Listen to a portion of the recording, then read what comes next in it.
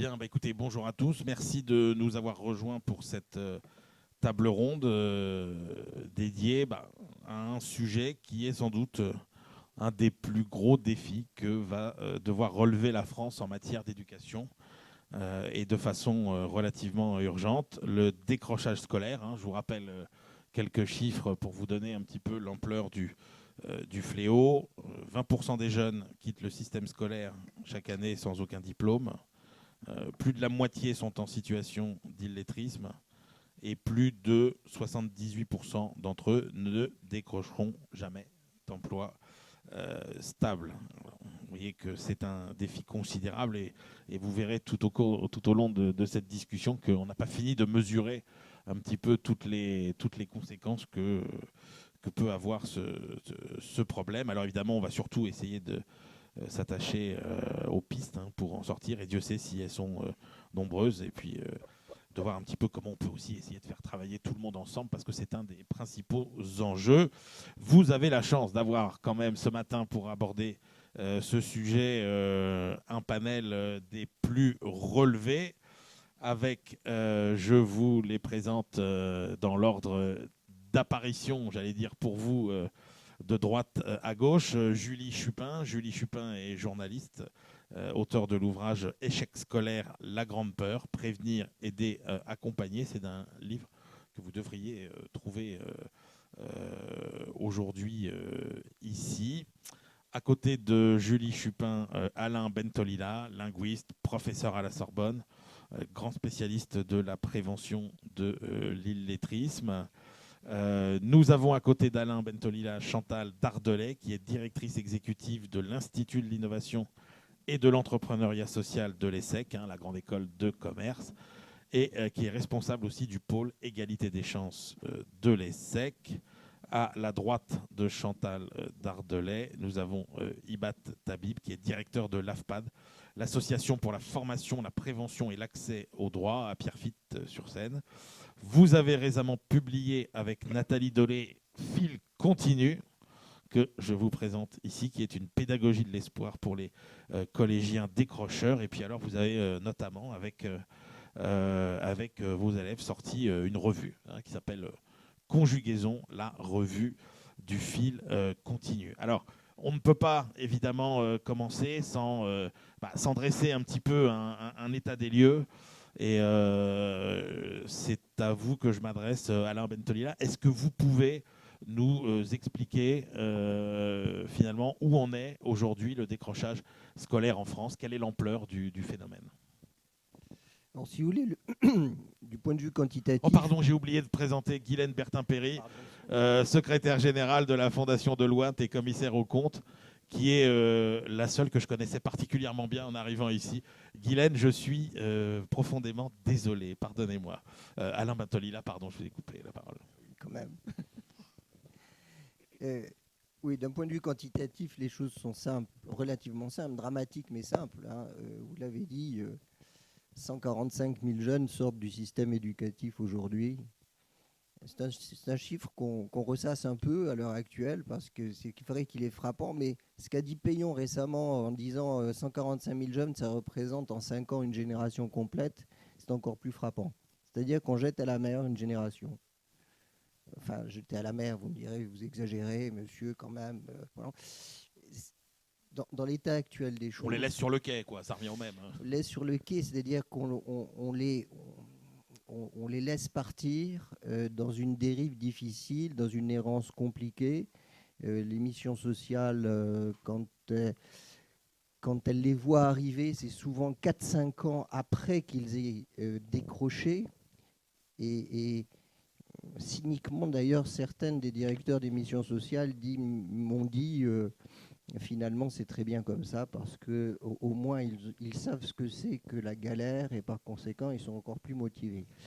Oui, c'est terrible à entendre. Mais ce que je veux dire, c'est que dans l'état actuel des choses, et il faut le dire, dans l'état actuel des choses, dans la société telle qu'on est aujourd'hui, sortir du système éducatif sans le moindre diplôme, et surtout après 14 ans d'école. 14 ans d'école où tous les matins, ils se sont levés en se demandant pourquoi ils se levaient. La grande question de ces jeunes, c'est que l'école n'a jamais répondu à leurs questions légitimes. Pourquoi est-ce que je dois faire des efforts? Nos enfants, qui sont nourris aux mamelles de l'école de la République, pour eux, l'école est une nécessité, c'est une seconde nature. Ils y vont, certes sans enthousiasme excessif, mais sans exaspération. Ils y vont. L'école, c'est quelque chose de nécessaire pour les autres. Mais est-ce que c'est un phénomène qui s'aggrave très vite? Est-ce qu'il y a 30 ans, le désenchantement scolaire est un phénomène qui s'aggrave et pire encore, c'est un phénomène qui touche toutes les classes sociales. Il ne faut pas croire aujourd'hui, si vous voulez, que ce sont les 15% de futurs illettrés qui sont décrocheurs. Alors ça touche toutes les classes sociales, mais aussi toutes les régions. C'est-à-dire qu'en gros, il ne faut pas croire que c'est un phénomène urbain de banlieue, ça touche aussi les zones rurales, alors, par exemple. Ça touche encore plus les zones rurales, les friches rurales, que les cités ou les quartiers, comme on dit aujourd'hui. Hein, les zones les plus touchées aujourd'hui, c'est la Picardie, où là, vraiment, on a des taux d'illettrisme absolument terribles, des taux de décrochage catastrophiques.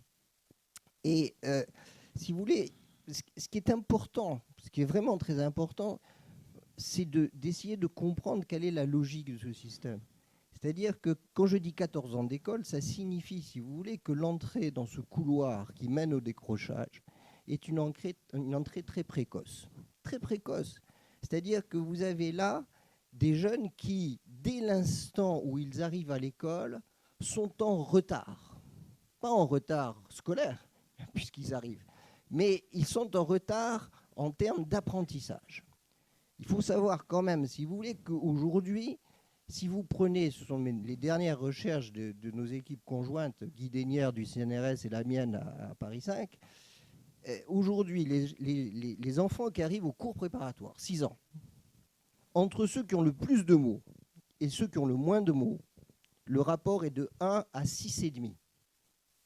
Ça veut dire tout simplement, vous avez des gamins qui ont 200 mots, 250, alors que les autres en ont 2000 à 2200.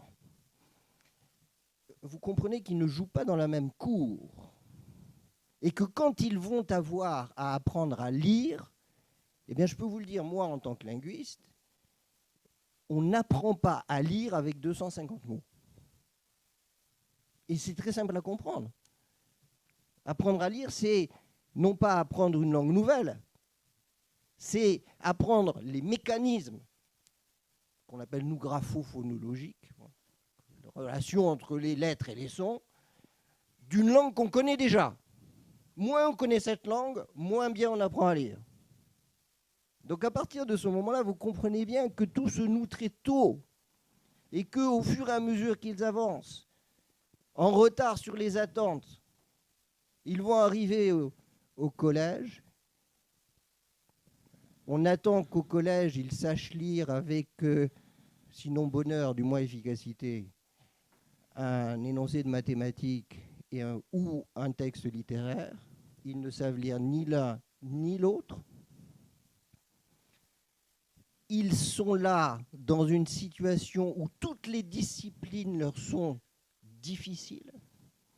Et à partir de ce moment-là, le collège les massacre. Parce que nous sommes dans un système où le collège massacre les enfants fragiles.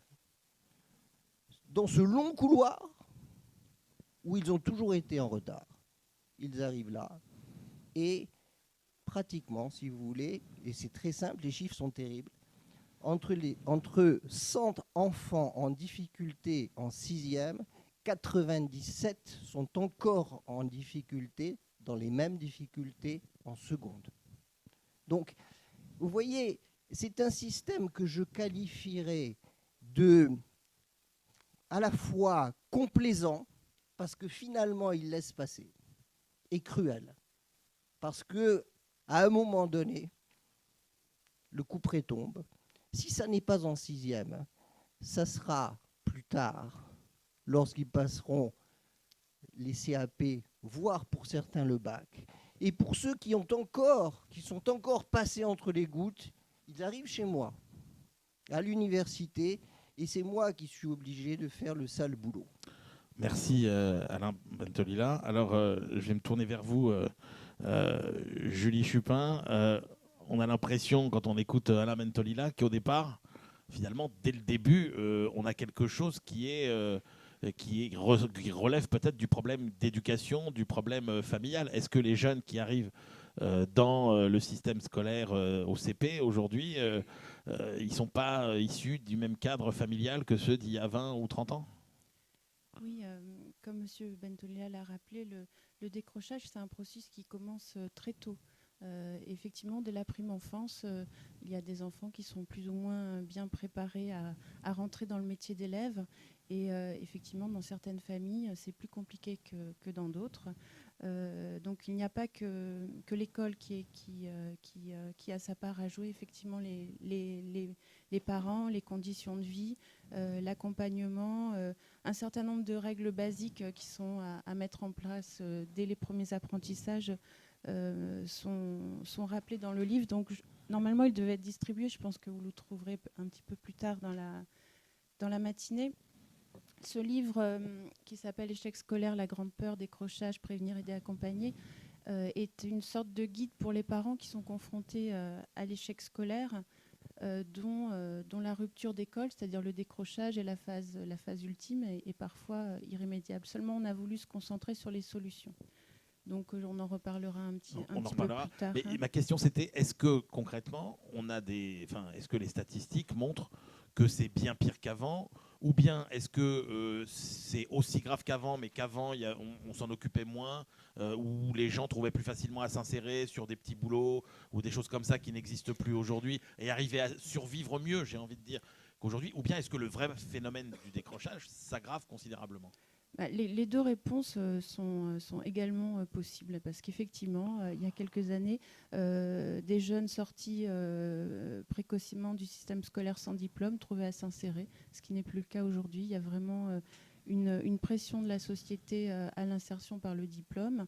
Les familles ont cette pression, elles la vivent au quotidien et donc effectivement, c'est de ce point de vue-là, ça s'aggrave. Après, dans la façon d'entrer dans les apprentissages, je pense aussi qu'il y a un phénomène d'aggravation. L'illettrisme est avéré. Les journées de préparation à la défense montrent qu'il y a 14% d'illettrés. Moi, je pense que, comme M. Bentolila, c'est plutôt un enfant sur 20 qui va désapprendre à lire, à compter, à écrire très rapidement. Merci Julie. Ibad Tabib, vous, alors sur le terrain, puisqu'on en est encore au stade un peu d'essayer de découvrir ces causes du décrochage scolaire, vous, c'est dû à quoi? Est-ce que c'est la faute de l'éducation familiale, une société qui se délite un petit peu, qui perd ses valeurs? Est-ce que c'est la faute de l'éducation nationale qui ne sait pas s'adapter? Comment vous voyez ça? Bonjour, je pense que c'est un phénomène multifactoriel. On ne peut pas expliquer avec un seul facteur. C'est bien évident que la situation familiale, le contexte social, c'est un facteur très important. Nous avons des élèves pour lesquels il n'y a pas coût éducatif. Ça veut dire un enfant qui n'a pas coût éducatif, ça veut dire il n'est pas coût pour acheter des livres, aller au cinéma, aller au théâtre, faire la musique, etc., etc. Dans un contexte social très, très difficile. Mais le rôle de l'école aussi, c'est un facteur très important, même des fois décisif. Je vais vous raconter, surtout par rapport à une catégorie des décrocheurs qui est liée à la question de sanctions. Ça veut dire que dans les écoles, il y a des enfants qui se comportent mal, que l'institution n'a pas de réponse que exercer la sanction. Et la sanction, souvent, c'est mettre dehors des élèves par rapport à leur comportement. Et on a posé la question. Un enfant qui pose problème, évidemment, il est en difficulté. Moi, je ne connais pas depuis plus de 20 ans que je travaille avec des élèves, je n'ai jamais vu un enfant violent heureux. Mais vous, d'accord, vous n'avez pas de moyens. pour intégrer l'enfant à l'école, mais vous le mettez dehors. Mais là, nous sommes face à deux principes. Le principe de sanction, mais le principe de l'école obligatoire. L'école décide, l'autorité scolaire décide la domination de la sanction au détriment de l'école obligatoire. On les met dehors. Une semaine après, ils sont dans la rue. Quand ils reviennent à l'école, avec un retard scolaire plus important et un comportement pire. Qu'est-ce qu'on a réglé? Rien. Nous, on a essayé de trouver des réponses locales adaptées par rapport à cette problématique. Voilà pour vous dire, il y a plusieurs facteurs. C'est la rue, c'est les copains, c'est la famille, c'est l'école. C'est assez complexe. Ce n'est pas avec un seul facteur qu'on pourra expliquer. Alors, juste avant, maintenant, parce que finalement, c'est ça qui compte, hein, c'est d'essayer de voir comment on fait pour lutter contre le phénomène. Alain Bentolila, j'ai cru comprendre de ce que vous disiez qu'il y avait qu'une des clés du succès, d'après ce que j'ai compris, c'était plus tôt on détecte, mieux c'est.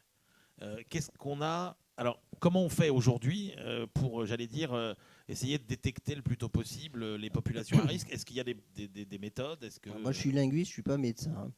Donc, je déteste qu'on confonde médecine et éducation. Hein, ça n'a rien à voir. Hein. Et il y a comme ça un mythe, si vous voulez, qui voudrait, si vous voulez, qu'on diagnostique les enfants très tôt et qu'on les guérisse. Ou du moins qu'on leur donne un certain nombre de médicaments pour qu'ils ne soient pas en échec plus tard. Tout ça est à mon sens quelque chose qui ne marche pas. Ce qu'il faut, c'est reprendre les choses à la base, c'est-à-dire savoir quelles sont les difficultés de certains enfants par rapport à d'autres et avoir ce qu'on appelle une pédagogie qui est une pédagogie de la différenciation.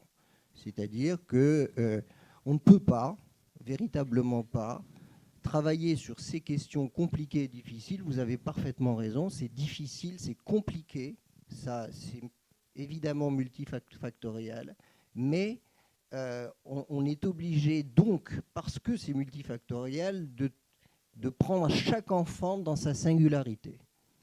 Et ça, si vous voulez, c'est quelque chose que l'école ne sait pas faire.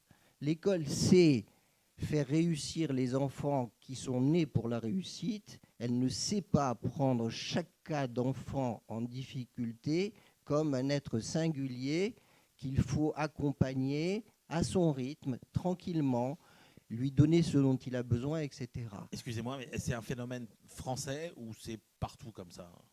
Non, ce n'est pas partout comme ça. Il y a des systèmes éducatifs qui fonctionnent beaucoup mieux que le nôtre.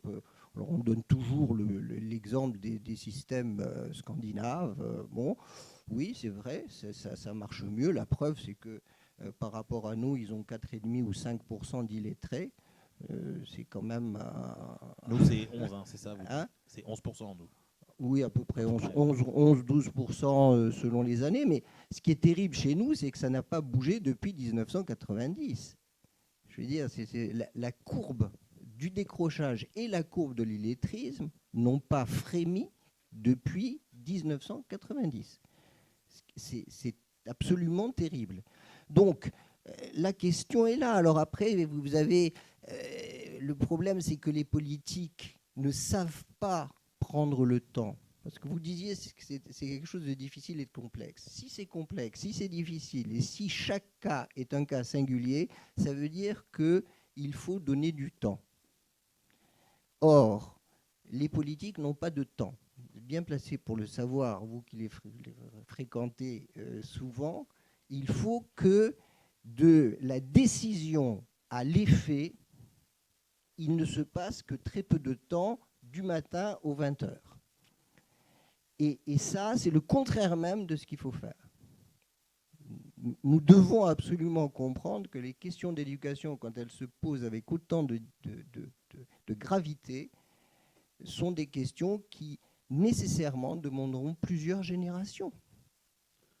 Alors, est-ce qu'on est prêt à ça, hein? La question est là, il faut des moyens et du temps.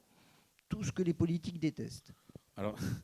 Alors justement, on va arriver un petit peu sur les solutions. Julie, vous vouliez rajouter un mot sur le diagnostic et vous garderez la parole et puis après on passera la parole à Guylaine Bertin-Perry et à Chantal Dardelais pour avoir leur point de vue. Je voulais ajouter une chose sur les causes du décrochage, parce qu'effectivement c'est un continuum, mais à un moment il y a une rupture. Et la rupture, souvent, elle intervient au moment de l'orientation. On a un vrai souci en France avec notre système d'orientation. C'est le maillon faible du système éducatif.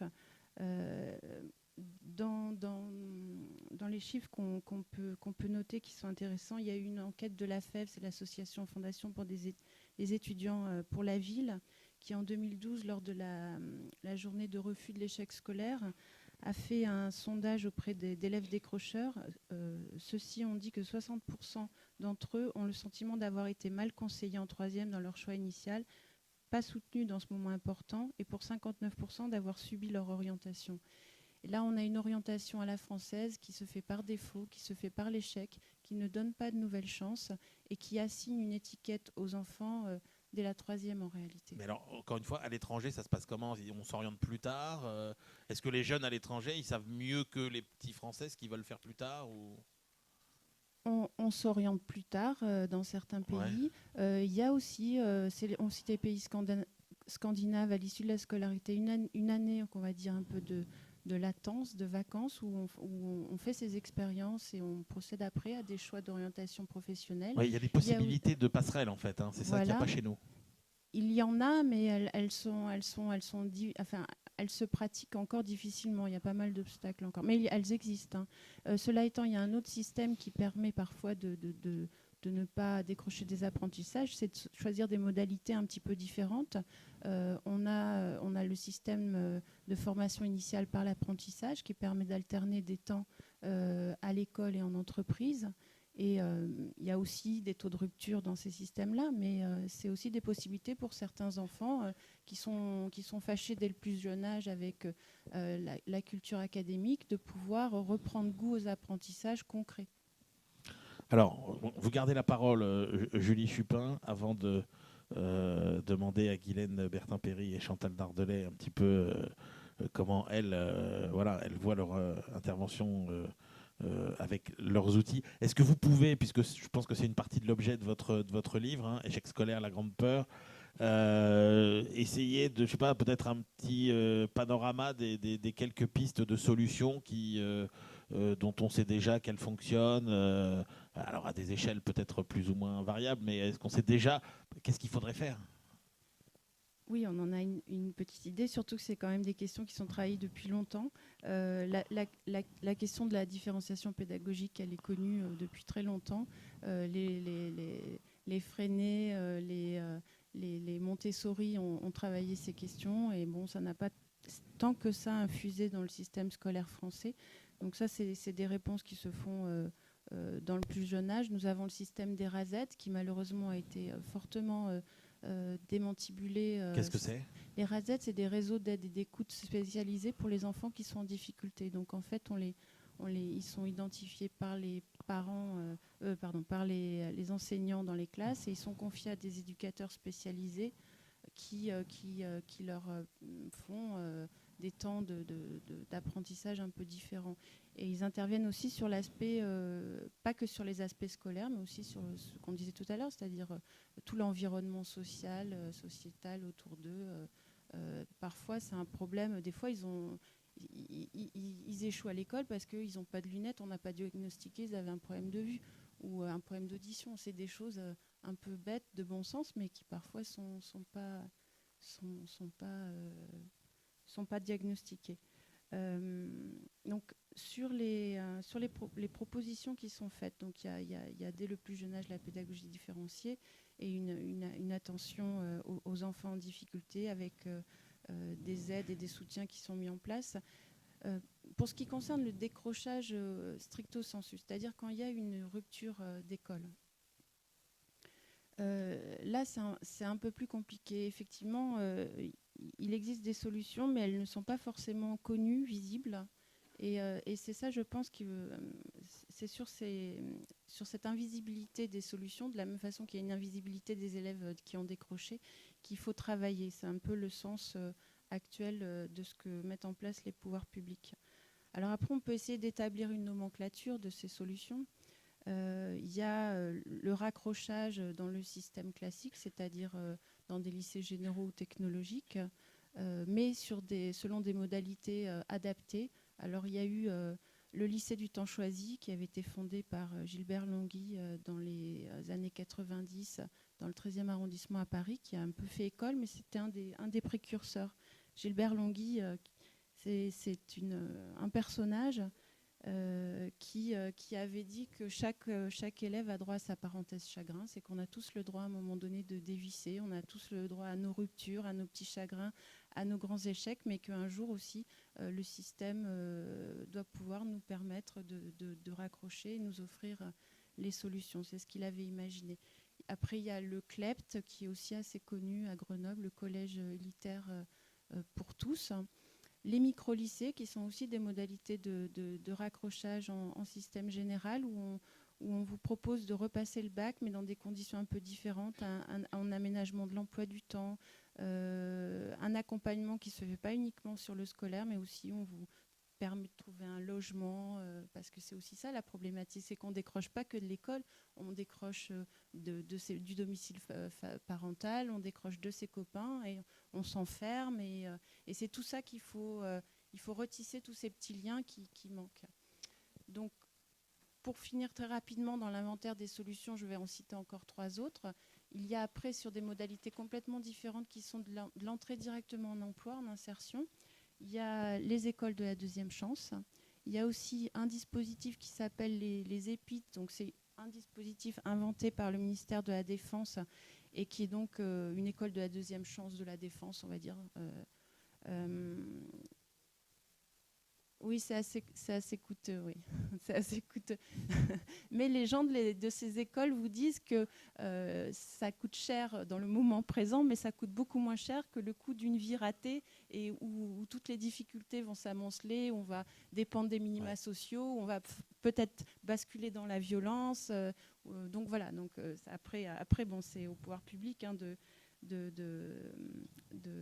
faire leur choix. Il y a les écoles de production, qui est un système qui n'est pas tellement connu, qui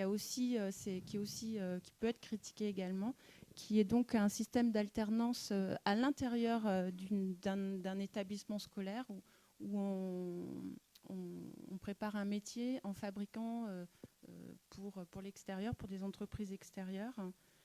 Bon, je pourrais en citer d'autres. On va demander leur point de vue à Chantal Dardelais et Guylaine Bertin-Perry. Alors, Chantal Dardelais, Guylaine Bertin-Perry, vous êtes les championnes de l'efficacité, du business, de l'esprit d'entreprise, de l'efficacité. Moi, j'ai 2 impressions déjà sur ce qu'on entend. La première, c'est l'impression d'une relative quand même inefficacité d'un système très uniforme, et de l'énorme difficulté à avoir une deuxième chance. Or, vous, alors par exemple, Guylaine Bertin-Perry, chez Deloitte, grand cabinet de consultants, donc vous êtes les experts de l'efficacité, mais vous êtes aussi les experts de l'échec et du rebond. Alors, comment quel regard vous portez sur cette problématique et avec quel type de solution venant du code génétique de votre métier ? Donc, je vais parvenir sur la légitimité que peut avoir une entreprise sur ces sujets. Je pense qu'il y a eu de très beaux moments dans les tables rondes d'hier, notamment Jean-Paul Delevoye, etc. Donc voilà, on est tous acteurs de la cité, donc ces sujets, on s'en est emparé depuis 12 ans maintenant. Donc là, c'est la 13e année, demande des collaborateurs, recherche de sens, une vraie implication qui est montée du terrain. Donc très vite sur l'éducation, le développement solidaire. Le développement solidaire, juste une parenthèse, François Marty, que vous avez vu hier dans une table ronde, donc est membre de notre fondation, nous a fait cet honneur. Donc là, on va surtout parler du volet éducation. Donc voilà, 13 ans d'implication de nos salariés, d'implication de la maison en général. Création de la fondation en 2008, donc volonté de pérenniser une fondation d'entreprise. C'est un instrument puissant mais contraignant. Donc une vraie volonté de pérenniser de la part de la direction générale. Donc qu'est-ce qu'on fait quand on dit Deloitte a une fondation dédiée à l'éducation, concrètement, qu'est-ce qu'on fait ? Donc on est des connecteurs, des connecteurs entre le monde de l'éducation nationale, les élèves, les professeurs, et le monde de l'entreprise.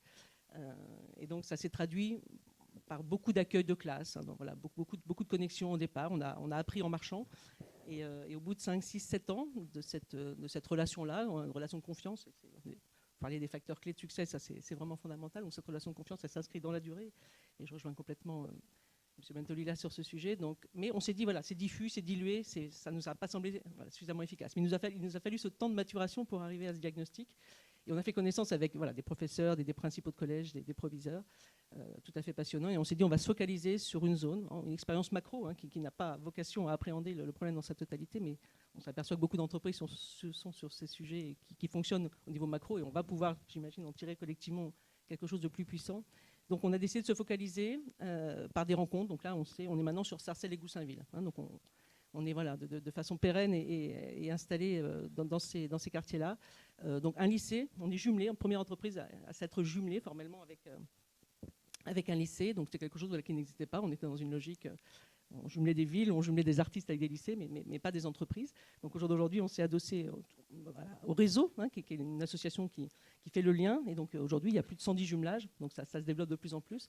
Donc le jumelage, c'est à la carte. Il y a une granularité différente. Donc beaucoup d'écoute. À quoi on pouvait être utile. L'idée, c'est pas d'arriver avec cette arrogance de consultant. Donc beaucoup d'écoute.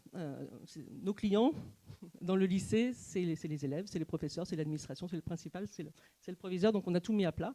C'est un lycée d'à peu près 2000 élèves, donc bac techno, bac pro, bac général, une classe prépa HEC, donc voie économique, des BTS, PME, PMI, etc. Donc une grande variété. Donc on essaie effectivement de s'intéresser à tous ces publics, de bien comprendre leurs besoins.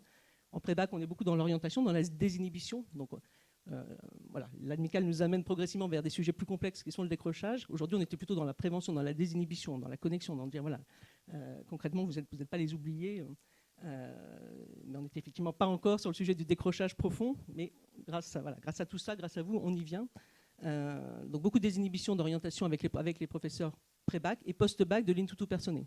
Donc la classe prépa, beaucoup d'accompagnement. Donc c'est un peu des rôles modèles. Tout le monde n'a pas vocation à aller en prépa, mais pour le lycée, c'est beaucoup de fierté pour les gens du lycée d'avoir cette classe prépa qui, depuis qu'on intervient ensemble, donc merci Emmanuel, effectivement, qui intervient à titre personnel, et j'aimerais que vous en touchiez un petit mot aussi. Donc dans cette classe prépa, elle est passée de 20 élèves à 40 élèves. Donc grosse stimulation. Ils vont passer les concours dans quelques jours. On a financé, ils ont droit à leur t-shirt maintenant, comme les belles prépas parisiennes comme H4. Là aujourd'hui, ils vont se présenter avec dans le dos lycée Jean-Jacques Rousseau 95. C'est important aussi d'être sur les mêmes armes que les grands lycées parisiens. Cette fierté d'appartenance qu'on a contribué à développer, on est des catalyseurs. C'est tout ça, c'est les professeurs, c'est les élèves. Nous, on intervient, on catalyse tout ça. Donc c'est tous ces sujets-là qui font que on a envie maintenant, grâce à vous. Vous nous avez amené vers ces sujets plus lourds du décrochage. On a été dans le préventif. À notre échelle, on travaille beaucoup avec 3 collèges aussi en amont. Classe de 3e, là par exemple, très concrètement, on a 14 élèves de Goussainville qui sont actuellement chez nous. Et on a monté un projet stage de 3e, le premier moment où les élèves de 3e connaissent l'entreprise, un moment très clivant, où ils découvrent ce qu'ils appellent le piston. Il n'y a que les élèves qui ont ce piston qui trouvent un stage. Eux, généralement, ils allaient en bas de chez eux. Je veux dire, dans le meilleur des cas, beaucoup faisaient leur stage au collège. À défaut de trouver un stage, c'est l'administration du collège qui les prend chez eux. Il y a des collèges qui ont renoncé à faire des stages de 3e parce qu'ils ne trouvaient pas de stage. Donc c'est vraiment un moment important. Et il y a une grande mobilisation des entreprises pour ça. Et donc là, on vient de monter un projet intéressant puisqu'on s'est mis à 2 entreprises sur cette semaine. C'est lourd pour les entreprises d'avoir des jeunes en stage d'observation. Donc là, on a fait moitié-moitié. Donc les élèves voient 2 entreprises et les entreprises sont un peu moins éreintées en fin de semaine. Donc on a fait HSBC lundi, mardi, mercredi. Mercredi, on a fait tous les parrains, tous les tuteurs des 2 maisons se sont rencontrés avec les élèves. Manger à la cantine, et donc là, Deloitte a repris mercredi, jeudi, vendredi, et les élèves terminent ce soir. Donc plein de micro-expériences qu'on va pouvoir étendre. Et en tout cas, merci encore à l'ADMICAL d'avoir fait que, on a rencontré d'autres fondations autour de l'éducation. On a rencontré M. Bentolila, et il se peut qu'effectivement, on soit amené à développer tous ensemble des projets, cette fois-ci beaucoup plus ciblés sur le décrochage. Merci Guylaine. Alors, je me tourne vers vous maintenant. C'est quoi la place, finalement, pour les grands établissements d'excellence comme l'ESSEC dans la prise en charge du décrochage scolaire ? C'est quoi le rôle ? C'est une bonne question. Il y a pas mal de personnes qui se la posent. Pour nous, à l'ESSEC, c'est une approche progressive. Ça fait 10 ans maintenant que l'ESSEC s'est impliqué dans les questions d'égalité des chances. Alors sur un public pour le moment différent, mais qui nous amène aujourd'hui à nous intéresser au public du décrochage scolaire. Les raisons, c'est simple, c'est un mélange de plein de choses. D'abord la conviction que les grandes écoles, on va dire, ou les établissements du supérieur ont une responsabilité sociale comme les entreprises ou comme autres, et que le champ de l'éducation, c'est peut-être un champ privilégié. Ensuite, des demandes des entreprises qui sont quelque part nos clients et qui nous disent, attendez, un peu plus de diversité là-dedans, un peu plus de chance, mais avec une même exigence, bien évidemment, de niveau. Voilà. La conviction que nos étudiants peuvent être aussi d'abord sont des citoyens à part entière et peuvent être des acteurs aussi et des maillons dans des solutions pour un certain nombre de thématiques. Donc pour toutes ces raisons-là, il y a 10 ans, l'ESSEC s'est engagé dans un état d'esprit qui est très proche de celui que décrivait Guylaine, ce qui n'est pas une coïncidence puisqu'on travaille ensemble depuis un certain nombre d'années. Voilà. En pratique, le décrochage scolaire aujourd'hui à l'ESSEC va prendre la forme d'un programme qui va s'appeler Institut Horizon Métier, IHM, qui, pour reprendre la catégorie qui a été évoquée précédemment, relève de cette deuxième catégorie des entrées à l'emploi. Donc on part de très loin, enfin dans les grandes lignes, aux écoles de la deuxième chance, aux EPID, mais avec un modèle économique qui se veut plus avantageux pour justement être déployé à plus grande échelle, mais qui a la prétention de dire ne réinventons pas ce qui marche et allons chercher déjà dans les bonnes pratiques ce qui a fait ses preuves. L'optique, c'est donc de monter une formation à part entière à l'ESSEC qui prendra en régime de croisière, et si tout va bien, et on a l'humilité de dire qu'on n'est pas à l'abri de grandes claques en cours de route qui nous feraient bien évidemment relire notre copie autant que nécessaire et jusqu'à ce que ça marche, mais qui viserait à accompagner jusque 300 jeunes par an pour les mener à l'emploi, alors avec toute une série d'éléments dont on pourra revenir, un processus très individualisé, des pédagogies alternatives, des nouvelles technologies au milieu de tout ça, beaucoup de bienveillance, beaucoup d'exigences en même temps, mais avec tous les maillons indispensables de la reconstruction, à défaut d'avoir pu être construit au départ correctement, et donc de les mener à l'emploi. Et puis, autre élément de la philosophie ou du cadrage général de ce dispositif, il s'agirait de reprendre ce qui a été fait dans Pourquoi une grande école, pourquoi pas moi, et j'y reviens dans un instant, qui est de dire il y a une volonté politique forte des grandes écoles, ça peut paraître surprenant, mais c'est une réalité, il n'y a pas de doute à avoir sur la sincérité de l'engagement. Et l'optique, c'est donc de définir un pilote, de mettre au point et de revoir notre copie jusqu'à ce que ça marche, en fédérant toutes les énergies, et je pense qu'on y reviendra après, sur l'enjeu d'essayer d'aller tous ensemble dans la même direction. Et sur la base de ce pilote, ensuite, de l'essaimer et de le monter à grande échelle et de le diffuser sur l'ensemble du territoire national.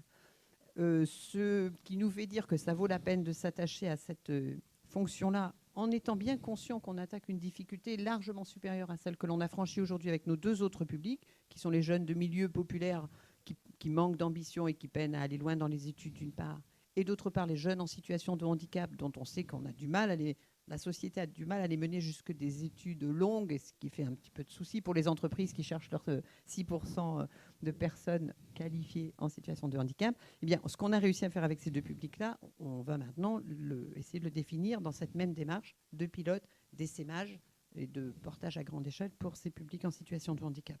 Voilà, donc après, je pourrais détailler un petit peu. Oui, on reviendra notamment sur l'aspect fondamental qui est de connecter tout le monde.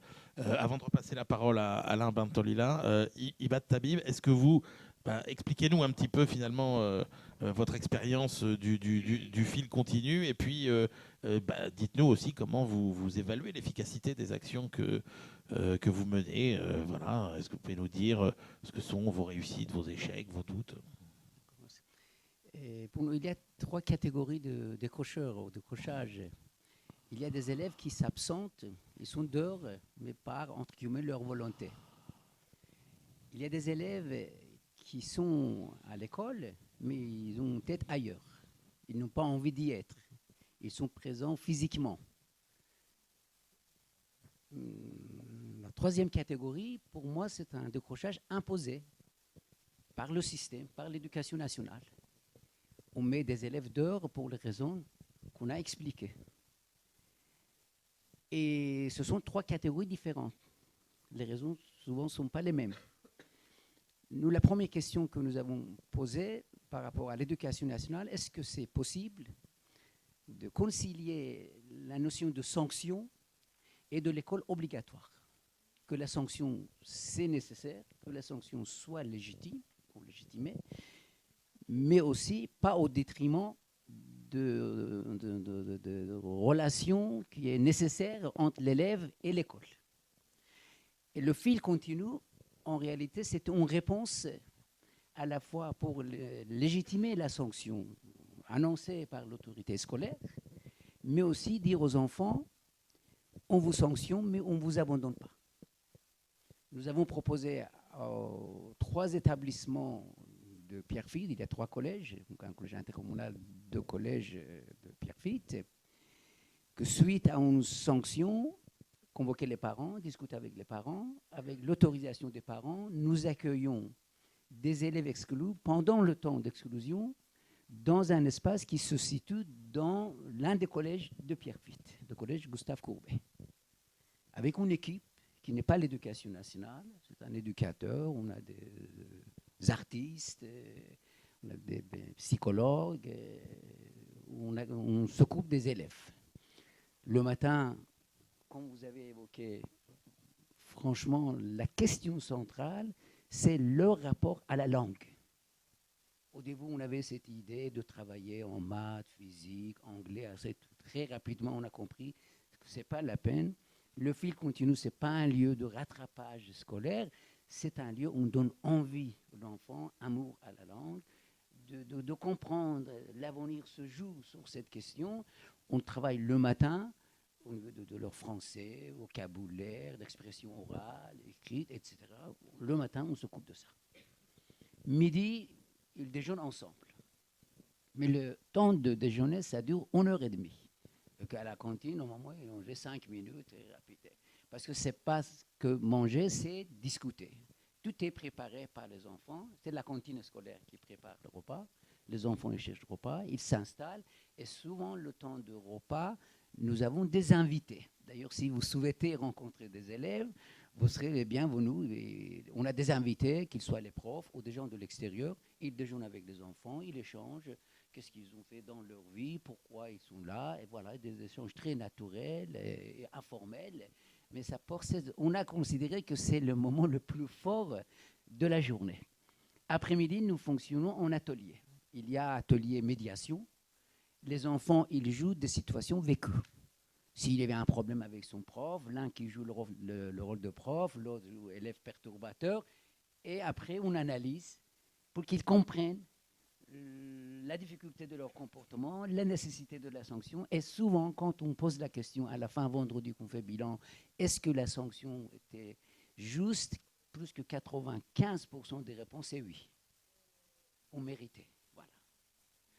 Et après, on a un atelier contre aussi la violence avec un guide que nous avons publié dans le rapport à la loi, rapport à la règle, la notion de vivre ensemble, le respect, quelles sont les conditions de vivre ensemble dans une école, dans un quartier, etc. Et alors après, ils retournent à l'école. Oui, on les prépare. Parce que imaginez avant, quand il était d'heure, qu'est-ce qu'on réglait? Rien du tout. L'enfant, il ne comprenait jamais pourquoi la sanction, et jamais ce n'était pas lui, et c'est toujours un peu classique, ce n'était pas moi. Même s'il a agressé l'autre, c'est la faute de la victime, ce n'est pas sa faute à lui. Et alors concrètement, quand ils retournent à l'école, comment leur comportement change En tout cas, nous, on a 85% des élèves qui viennent à fil continu, ils viennent simplement une fois. D'accord. On a 15% qui viennent 2 fois, des fois 3 fois. Oui, c'est un peu comme quand on veut récupérer ses points en permis de conduire. Ça, ouais. Et voilà, c'est... Je pense aujourd'hui, au début, on avait l'opposition des profs, par exemple. Les profs disaient, mais est-ce que ces enfants sont exclus ou inclus? Parce que pour l'école, la sanction, c'est de mettre dehors l'enfant. Il n'a pas le droit même apparaître devant le collège. Mais ils disaient, mais c'est quoi la sanction? On les a exclus, mais ils sont dans le collège.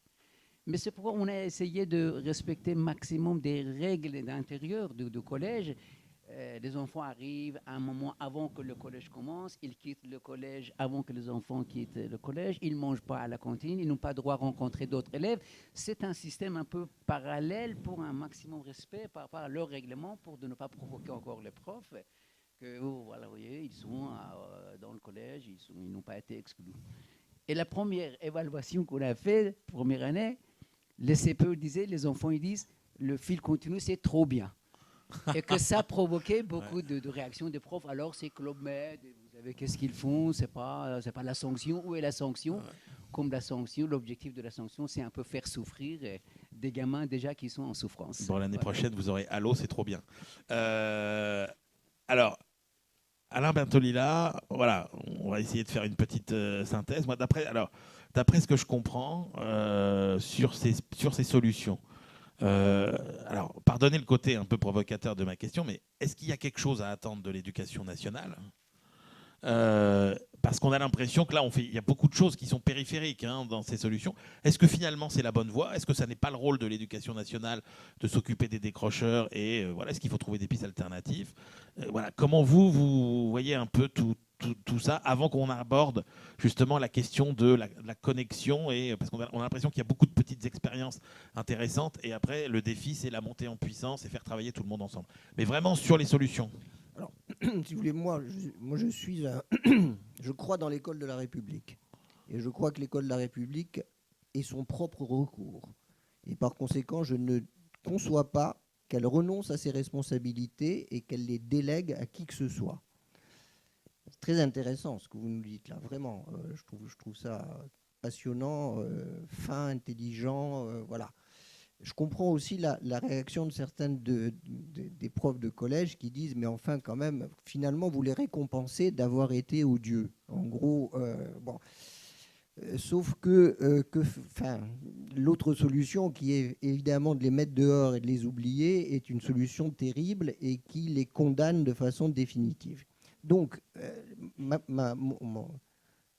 ce que je veux dire, c'est que aujourd'hui, l'éducation nationale commence à se poser un certain nombre de vrais problèmes. Elle comprend que on ne peut plus continuer comme avant à imaginer que le beau et le vrai que présente l'école s'impose comme s'imposait la parole de Dieu sur les croyants. C'est fini cette affaire, c'est terminé. Les gamins vous disent, mais il y a une phrase que m'a citée un prof de lycée professionnel qui est terrible. Il me dit, mais souvent mes élèves me disent, mais qui t'es-toi pour me dire que c'est vrai? À propos de n'importe quoi. T'es qui, toi, pour me dire que c'est vrai? T'es qui, toi, pour me dire que c'est beau? Mon père était instit. Jamais un de ses élèves n'avait l'idée de lui poser une question pareille.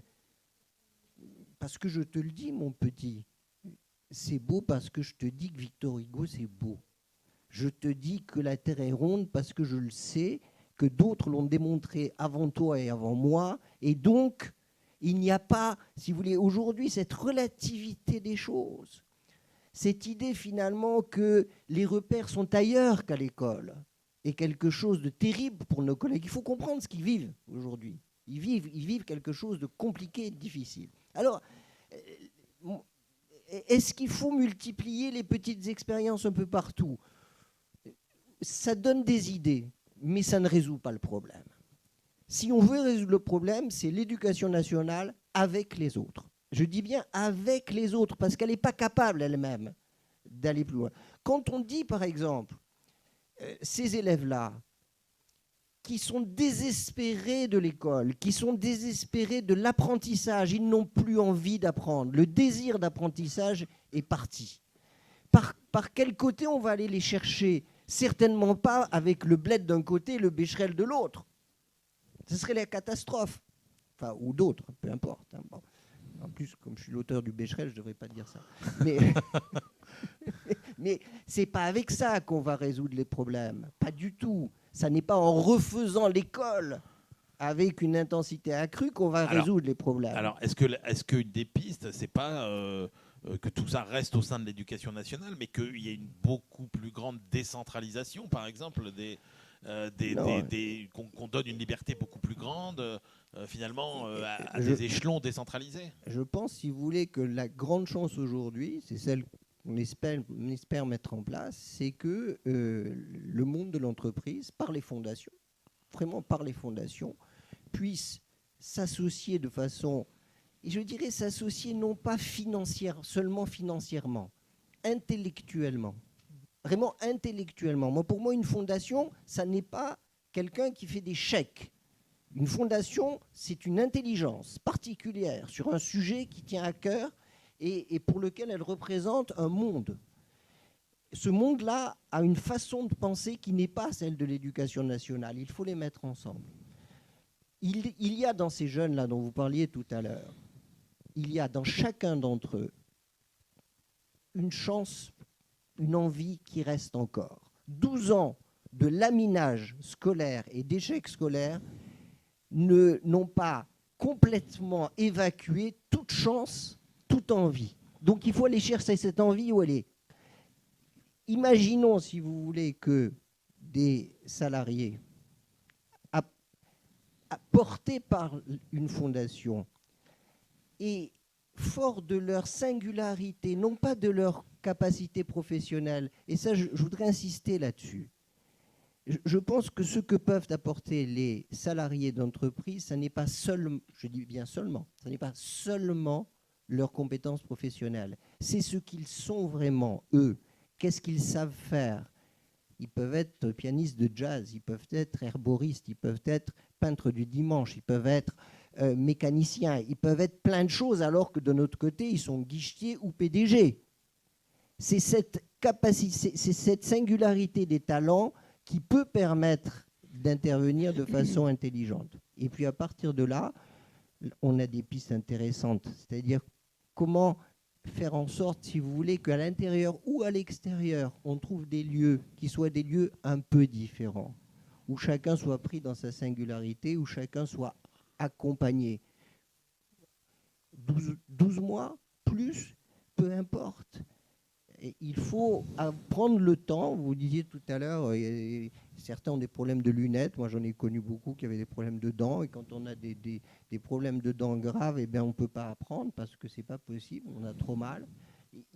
Tout ça doit être fait maintenant dans une relation intelligente avec l'éducation nationale. Merci Alain Bertolilla. Alors, Ibat Tabib, vous vouliez réagir. Et puis, Julie aussi, vous vouliez rajouter un petit mot. Et après, on va justement focaliser un petit peu sur le mécénat, voir ce qu'on peut faire. Moi, je suis tout à fait d'accord de dire que l'école ne peut pas, on va faire à sa place, c'est véritablement dangereux.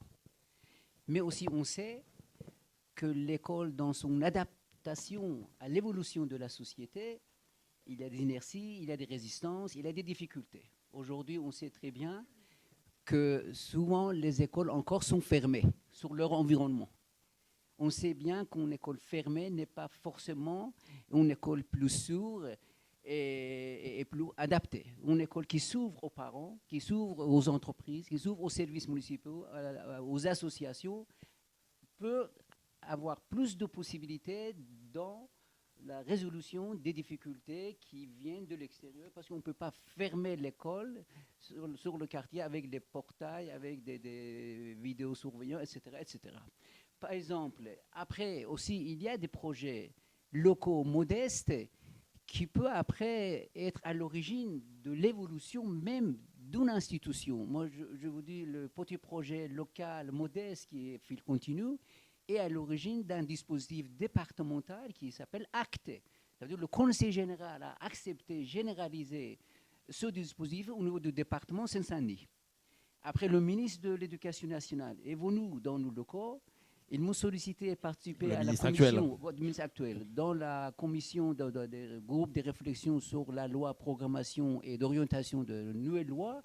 Nous avons intégré, au moins sensibilisé, de l'institution sur le phénomène de décrochage, que c'est l'enjeu d'avenir, ce n'est pas quelque chose de secondaire. Vous voyez, mais je dis une petite association locale, à partir du moment qui arrive, travailler avec l'éducation nationale, travailler avec la municipalité, les collectivités, etc., peut influencer, peut contribuer au développement d'une culture qu'on a besoin aujourd'hui. Parce que moi, je pense avant tout, on est face à une résistance culturelle. Julie Chupin.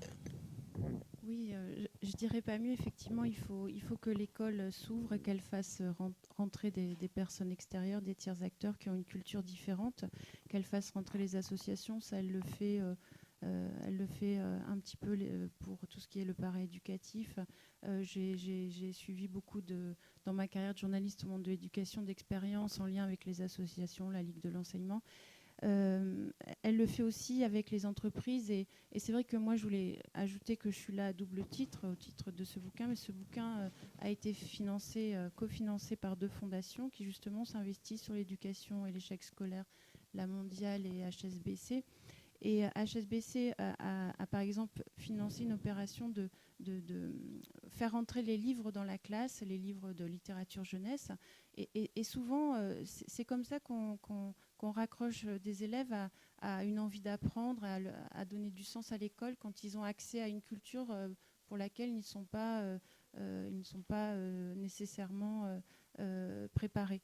Donc ça, c'est un point. Moi, je dis souvent, c'est un peu éculé comme proverbe, il faut tout un village pour éduquer un enfant, mais je crois que pour lutter contre le décrochage, il faudra vraiment prendre ce proverbe et le mettre en acte pour rappeler le nom du dispositif de la Seine-Saint-Denis. Effectivement, il faut passer aux actes. Les entreprises, à travers leur fondation, mais pas uniquement, parce que l'apprentissage, c'est aussi une prise de risque de l'entrepreneur, de l'artisan qui prend un jeune, qui le forme, qui lui donne des perspectives. Ces entreprises, elles s'investissent parce que les hommes et les femmes d'entreprise sont aussi des parents.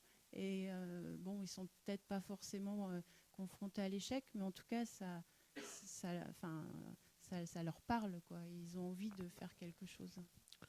Chantal Dardelay, on sent bien justement que dans cette période difficile, c'était évoqué à la fois par Alain Bentolila et par Julie Chupin, où les enseignants sont peut-être un peu déstabilisés. On sent bien qu'ils accueillent mal ce qu'ils prennent peut-être un peu comme de la concurrence. Comment vous êtes accueillis, vous, justement comment vous arrivez à contourner ça Moi, je note avant tout un énorme changement en 10 ans de temps.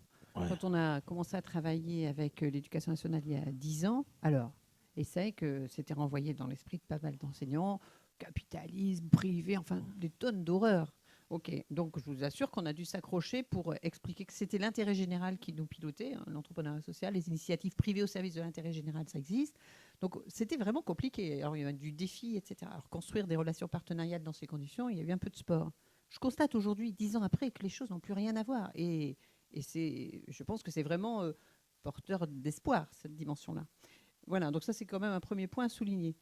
Aujourd'hui, par rapport à ce qui s'est dit, je voudrais peut-être revenir aussi sur 2-3 choses. Oui, il faut bien sûr que pour que les choses bougent en profondeur, elles soient profondément ancrées dans l'éducation nationale, mais je pense qu'on peut voir des initiatives externes, qu'elles soient portées par les grandes écoles ou les universités ou par les entreprises ou par des associations, comme des sortes de clusters d'innovation sociale, parce qu'on peut expérimenter à petite échelle avec une réactivité courte que le système éducation nationale a du mal à avoir. Pour l'anecdote, hier, j'étais au rectorat de Versailles, je proposais une initiative qui me semblait mineure avec des enseignants. On m'a dit oui, ça doit être possible pour 2014-2015. Waouh! Bon, on va déjà l'expérimenter localement et puis on a trouvé bien évidemment un compromis pour faire en sorte qu'on puisse le faire avant. Hein. Mais travailler à l'extérieur pour des enjeux de souplesse, mais avec, c'est-à-dire en connexion et en accord pour que par la suite, en cas de succès et après mise au point, ça puisse être réinjecté dans le public par une sorte de spirale qui va croissante et qui embarque de plus en plus de personnes. Guylaine Bertin-Perry, vous, comment vous voyez s'enclencher cette mécanique vertueuse ? Donc de la même façon, on a vu aussi cette évolution. Donc voilà, pas de positivisme à outrance, mais néanmoins, voilà. Non, mais c'est bien, en 10 ans, c'est pas tant que ça. Finalement. Justement, donc on voit vraiment l'éducation nationale. Donc c'est pas homogène, c'est surtout ça. Certains sont très demandeurs. Voilà, je pense que l'ouverture est passée, le mot d'ordre est passé, mais voilà, l'application concrète, c'était le problème. Hein. C'est effectivement l'aspect implémentation. Donc on a les collèges avec lesquels on travaille, les lycées avec lesquels on travaille sont extrêmement ouverts, demandeurs. Et donc là-dessus, on vient vous chercher maintenant. Clairement. Non. Je veux dire, et nous, pour pouvoir rester efficace, on a besoin de changer de braquet avec d'autres. Hein, c'est vraiment ça, parce qu'il ne faut pas qu'on se redilue. Donc là, on a pris un deuxième lycée. Forcément, on a près de 700 collaborateurs impliqués, 200 vraiment qui sont parrains, plus d'une centaine qui vont régulièrement à Sarcelles, ou surtout Sarcelles nous demande de venir à Neuilly. Hein, c'est important aussi de les désenclaver. Donc il faut pour rester efficace, il faut effectivement qu'on se focalise. On ouvre ces jumelages en province maintenant, donc jumelage qui s'est ouvert à Bordeaux avec notre bureau de Bordeaux et un lycée à Bordeaux. On en ouvre un à Marseille à la rentrée. Nancy a fait une expérience. Donc voilà, on capillarise de plus en plus, mais effectivement, il faut vraiment qu'on fasse rentrer d'autres entreprises, d'autres collèges, d'autres lycées. C'est tout cet aspect changement de braquet. Je reviens sur le changement, sur l'aspect mécénat. Ce qui est vraiment passionnant, c'est de voir effectivement le collectif qui se crée. Ces sujets sont consensuels, ça dépasse les chapelles, c'est des sujets sur lesquels on se retrouve et vraiment on peut mobiliser. Donc nous, c'est vraiment l'orientation, la désinhibition, l'éducation avec l'éducation nationale, mais par le sport et par la culture. Donc voilà, il y avait dans la salle hier, enfin la salle Playel, on a emmené 30 élèves voir Cécilia Bartoli. Je veux dire, donc c'était quand même un grand moment, une baisse de moyenne d'âge de la salle Playel assez soudaine. Voilà, mais vraiment un grand moment de partage. Et ils ont fait, je veux dire, après, ils savaient qu'ils devaient verbaliser ce qu'ils ressentaient. Donc, parce que le deal, c'est, voilà, on n'est jamais dans l'assistanat, hein, on est toujours. Et voilà, donc Emmanuel connaît bien l'association, voilà, Connexité, et on travaille avec Hatchkelly sur ces sujets-là, toujours l'échange. Hein, on est vraiment dans la réciprocité. Ils sont pas, ça fait 4 ans qu'on travaille avec ce lycée, donc de temps en temps, il y a un petit côté consommateur. Alors cette année, le programme, donc on est dans l'échange. Hein, donc quand ils vont voir Cécilia Bartoli, ils doivent effectivement produire à nous et à la salle Playel un ressenti. Et on a eu des petits bijoux d'expression de ce qu'ils ont ressenti pendant ce concert. Donc merci encore là aussi à la Cité de la Musique. On y va au mois de mai. On est allé à l'Opéra de Paris. Enfin, voilà. Donc il y a vraiment cette connexion possible entre le monde de la culture, le monde de l'éducation et la connexion possible par les entreprises. Donc le sport aussi, beaucoup d'engagement par le sport. Donc beaucoup d'échanges. Les élèves, on les emmène faire le derby sportif de Deloitte, le grand week-end de Deloitte. On le partage tous ensemble. Et donc ils viennent faire. Les élèves de première sont venus l'an dernier. Voilà, connaître et voir ce que pouvait être une entreprise qui s'impliquait sur ces valeurs-là. Donc moi, je crois voilà, cette mutualisation, elle existe de plus en plus. Changement de braquet indispensable, mais il ne faut pas qu'effectivement que ces expériences macro qui fonctionnent perdent de leur puissance en prenant de l'ampleur. Donc c'est notre challenge collectif, c'est voilà, garder la force de cette puissance locale et puis voilà, modéliser et amplifier. Alors c'est une bonne transition justement pour s'interroger sur voilà, maintenant, comment à partir des expériences qui marchent, comment on les fait grandir, comment on fait travailler ensemble tous les acteurs. Alain Bartolila, je ne sais pas, est-ce que la recherche, quelque part, peut être fédérateur, finalement, autour d'outils qui seraient considérés comme étant des outils légitimes, incontestables Ça dépend de quelle recherche vous parlez. Si c'est... La linguistique s'intéresse très peu à ce genre de choses. Et moi, si vous voulez, j'ai mon domaine qui est le domaine de la recherche, notamment sur la recherche sur le développement du langage et qui ne m'amène pas véritablement à réfléchir. Et puis, il y a le linguiste qui est citoyen et qui se sert de ce qu'il sait pour essayer de comprendre les enjeux sociaux. Par exemple, si vous voulez, il ne faut pas oublier que ces jeunes-là, et vous avez dit tout à l'heure quelque chose de très important. Vous avez dit, en fait, on s'est aperçu qu'au cœur de tout ça, il y avait un manque de langue. C'est-à-dire que la capacité de faire passer sa pensée dans l'intelligence d'un autre avec une chance d'être compris avait quitté ces élèves-là. C'est-à-dire qu'ils n'avaient plus le goût de s'exprimer et de communiquer avec les autres. Et cette pénurie, ce rétrécissement de la langue a deux conséquences majeures qui sont terrifiantes.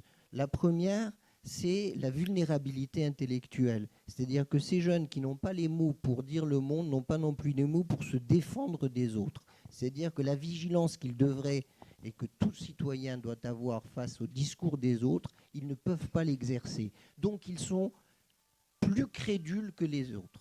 Et la deuxième chose, c'est que quand on n'a pas les mots pour exprimer sa pensée, eh bien, on passe à l'acte violent beaucoup plus facilement. Ces deux choses-là, si vous voulez, doivent nous faire absolument réfléchir. Alors, moi, je crois beaucoup à cette mise ensemble de trois forces. La force des professeurs, du maître. Alors, moi, je dirais la force du maître. Il y a un maître qui a vocation à former les intelligences de ses élèves.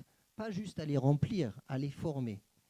Il y a l'entreprise, qui est un monde formidable, où il y a du dévouement, où il y a du savoir, où il y a de la singularité. Et puis, il y a les associations. Si on arrive à mettre ensemble ces trois forces, plus la recherche, comme vous disiez tout à l'heure, mais une recherche au service de cela, c'est-à-dire une recherche qui va utiliser aujourd'hui toute cette formidable force du numérique pour fabriquer des outils. Moi, je crois beaucoup aux outils. Je ne pense pas à des outils, si vous voulez, de coercition, mais des outils partagés. Quand on partage des outils, au bout d'un moment, on pense pareil. C'est-à-dire que si ces outils sont bien faits, s'ils sont intelligents, ils permettent une cohérence dans l'action. Ils permettent aussi, ce que vous disiez tout à l'heure, quand on avance, quand on s'élargit, on perd de sa force. à ce moment-là, ces outils-là, qui sont des outils de communication, de formation à distance, de diversité, de différenciation pédagogique à distance, ces outils-là peuvent nous être d'une utilité absolument formidable. Moi, mon équipe de recherche, alors pour revenir là-dessus, j'ai une grande partie de mon équipe de recherche qui travaille sur la fabrication d'outils aujourd'hui, parce qu'on se rend compte que ces outils-là, quand toutes les associations s'en emparent, à ce moment-là, ils deviennent formidables. Voilà. Merci Alain Bentolila. Julie Chupin, sur justement cette, voilà, comment on utilise les bons outils avec la bonne puissance, au bon niveau. Je vais faire référence à un ouvrage précédent qui portait sur l'innovation scolaire. Et j'avais eu l'occasion de faire des portraits d'innovateurs d'école qui bien souvent innovent parce que le monde de l'éducation nationale est fait de gens qui ont la vocation, la foi et qui mettent des choses en place quand ils sont confrontés à une difficulté et qui souvent s'essoufflent parce qu'ils portent leur petite action dans leur classe, souvent d'ailleurs en cachette parce que quand on est un peu différent dans la salle des profs, ça ne plaît pas trop. Et au bout d'un moment, ils s'épuisent et puis ils passent à autre chose. La vie reprend ses droits, ils s'investissent dans d'autres champs. Et en fait, je crois que c'est là où on a une vraie difficulté à essayer de rassembler ces envies de faire, ces intelligences pour en faire un modèle qui essaime, qui ne s'auto-détruit pas et qui grandit, qui forcit.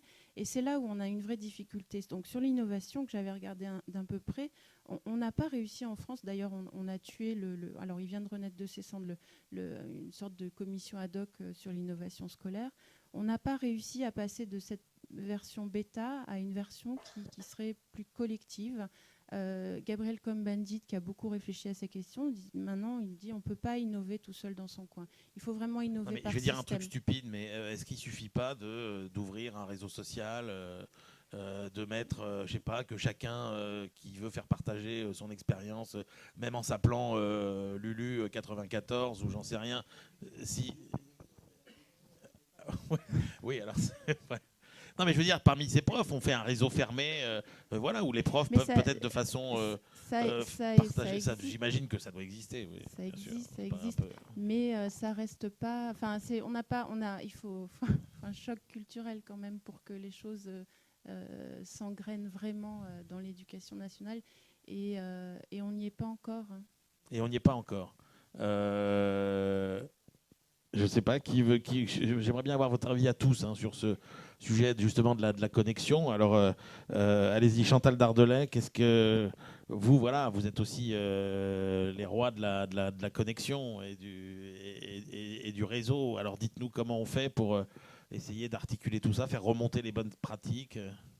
Déjà, je trouve qu'on a une opportunité extraordinaire de travailler entre univers qui, il n'y a pas si longtemps, ne travaillent pas ensemble. Pourquoi c'est génial ? Parce que je pense que c'est vraiment du gagnant-gagnant. On a vu, je reprends l'exemple de Pourquoi pas moi, la partie immergée de l'iceberg, c'était faire réussir des jeunes, etc. N'empêche qu'on a vu que tous ceux qui grouillaient autour en ont tiré vraiment des choses absolument essentielles. Alors pour nos étudiants impliqués là-dedans, qui n'étaient absolument pas dans une logique de charité, d'aller aider ces pauvres jeunes, parce que ça, on a cassé ça tout de suite, ils ont développé des compétences extraordinaires, et demain, en tant que manager, je pense qu'ils verront arriver des publics différents comme autant d'opportunités, et non pas soit comme la loi m'oblige à, ou voilà. Bon, donc je pense qu'on fait bouger profondément tout le monde, c'est du gagnant-gagnant. Ensuite, ce que je voulais dire, donc aussi par rapport à ce processus de travail ensemble, je pense qu'on a... ces différentes sphères ont des atouts et des besoins complémentaires. En termes d'atouts, par exemple, si je reviens à la question aussi de pourquoi l'entreprise nous paraît stratégique dans tous ces enjeux-ci, je pense qu'il y a quelque chose aussi sur lequel il faut qu'on travaille, même si, en filigrane, c'est quand même quelque part un horizon à bâtir pour le plus grand nombre. C'est-à-dire que la représentation de l'entreprise ou du monde professionnel en général, dans les jeunes que l'on côtoie, au mieux, elle existe, mais elle n'est pas très glorieuse. Au pire, elle n'existe même pas comme une éventualité dans certains. Donc je pense que de travailler avec les entreprises au sens large, c'est déjà d'avoir cet horizon quelque part, avec l'idée de dire, pour chacun, il y a une petite place pour toi là. Alors maintenant, on va partir de qui tu es, et puis on va trouver ta place justement là-dedans. Donc ça, c'est une première raison. Je ne vois pas non plus comment on peut finalement travailler dans le champ éducatif au sens large, ou dans des ou dans des dispositifs comme ceci, sans avoir ça en filigrane. La deuxième, vous l'avez dit tout à l'heure, hein, c'est les compétences et les outils au sens large à aller chercher quelque part. Par exemple, aujourd'hui, quand on voit l'explosion des technologies qui peuvent être mises au service de la pédagogie, des pédagogies alternatives, innovantes et autres collaboratives pour bon nombre d'entre elles, même si j'adhère à ce que vous dites, attention, tout n'est pas équivalent. Voilà. Tout ça sont autant d'opportunités et les entreprises qui ont un métro d'avance dans l'exploitation de tout ça, parfois parce qu'ils en sont plus souvent les concepteurs d'ailleurs, eh bien, peuvent être évidemment des inputs très intéressants. Et la troisième, c'est effectivement aussi, parce qu'on n'en a pas trop parlé, mais financer l'innovation sociale, c'est pas neutre aujourd'hui. C'est quand même un petit peu la galère, notamment avec les pouvoirs publics, la visibilité sur où on va sur les soutiens financiers aux initiatives de ce type. Moi, j'ai un petit peu de mal à le savoir. Je ne dis pas que les fondations sont les remèdes universels, mais de fait, ce sont aussi des maillons indispensables pour rendre les choses possibles. Guylaine Bertin-Perry, alors vous, chez Deloitte, vous êtes les champions du retour d'expérience et des bonnes pratiques, alors que vous êtes capable de les déceler, tout ça. Comment on fait pour les généraliser ? On y travaille, donc, notamment grâce à l'ADMICAL. Donc voilà, il y a vraiment cette synergie qui se met en place. Donc on aura l'occasion d'en dire un petit peu plus dans les semaines ou dans les mois qui viennent. Voilà, ces sujets-là, on va vraiment s'y mettre tous. Les PME, hein, le monde des PME. Donc là on représente Deloitte, mais on représente aussi les entreprises. Donc il y en a beaucoup dans la salle avec lesquelles on travaille déjà sur ces sujets. Les PME, c'est vraiment important aussi de les mettre avec nous dans ces sujets-là. Il faut tous qu'on soit après dans la durée. Hein, donc, je pense qu'en facteur clé de succès par rapport à ça, voilà, l'aspect modélisation, c'est ce qu'on disait. Il faut qu'on garde l'efficacité, il faut qu'on garde les valeurs. Être dans la durée, c'est pas forcément, voilà, c'est pas évident dans la logique politique. Vous l'avez évoqué. Nous, il faut vraiment qu'on s'engage à ça. Hein. L'éducation. La plupart d'entre nous sommes parents. Voilà. Non seulement il faut tout un village, mais il faut peut-être pas toute une vie, mais au moins sur 20 ans. Quoi. Et donc c'est vraiment important. Nous, quand on était avec des jeunes dans les collèges avec lesquels on travaille, on était avec des jeunes de 5e la semaine dernière, qui travaillent avec l'Odéon, donc ils se sont produits chez nous sur cette pièce-là. Bon, ces jeunes-là, le danger, c'est d'avoir allumé une étincelle. Donc Jean-Paul Deloitte disait déjà, le fait d'avoir allumé l'étincelle, ça désamorce une partie de violence, mais cette étincelle, il faut l'entretenir. Hein. Il faut en faire un feu, un brasier, etc. Parce qu'il n'y a rien de pire que le jeune qui a été mis en lumière comme ça en 5e. Et voilà, ça va durer longtemps, sa scolarité. Donc, on parlait de 12 mois dans l'encadrement, mais en fait, nous, on est là, ils savent qu'on est là et qu'on ne sort pas de leur réseau. Donc après, ils nous actionnent pas. On n'est pas intrusif. Mais il faut être là. Il faut être là au moment de l'orientation en 3e. Vous êtes peut-être des parents. Enfin, moi, je suis parent élu, et donc on a tous assisté à des conseils de classe de 3e où c'est vraiment là. Hein, c'est quand même un moment d'une inhumanité extraordinaire. Et les voies de garage, etc. Donc on est là aussi pour ça. On est là pour être avec les parents s'ils ont besoin de recours. On est là pour parler avec les professeurs, etc. Après, voilà, la grande aventure du lycée professionnel, du lycée, la grande aventure de l'APB pour ceux qui sont des parents de terminale, hein, la mission post-bac. Donc c'est un délit d'initié. Hein, il faut être bac plus 12 pour maîtriser ça. Donc il y a les parents qui savent, il y a les parents qui savent pas, il y a les jeunes qui savent à peu près où aller, il y a ceux qui savent pas. Et les trucs et astuces de l'APB, c'est quand même un grand moment clivant et d'injustice vis-à-vis de l'éducation. Donc ils savent qu'on est là à ces moments-là. Donc ils nous actionnent ou pas. Hein. Il y en a pas mal qui n'actionnent pas, il y en a beaucoup qui actionnent. Donc voilà, petit conseil, on est dans le réseau, on est dans leur champ, on est leur premier réseau professionnel. Et tout ça, ces valeurs-là, voilà, on les partagera et d'autres nous insuffleront de valeurs proches et réciproques. Et voilà, on va garder ça, on va garder l'efficacité et avec l'ADMICAL et avec voilà. Allez, Ibad Tabi, vous concluez concluez sur ce sujet des synergies. Est-ce que vous avez pas l'impression d'être un peu seul dans votre coin ? Non, manifestement, puisque vous nous avez parlé effectivement du département. Et après, on vous passe la parole. Nous avons été toujours connectés à deux niveaux. D'une part, être liés à des acteurs locaux, que ce soit les écoles, les services municipaux, les parents, la société civile, etc.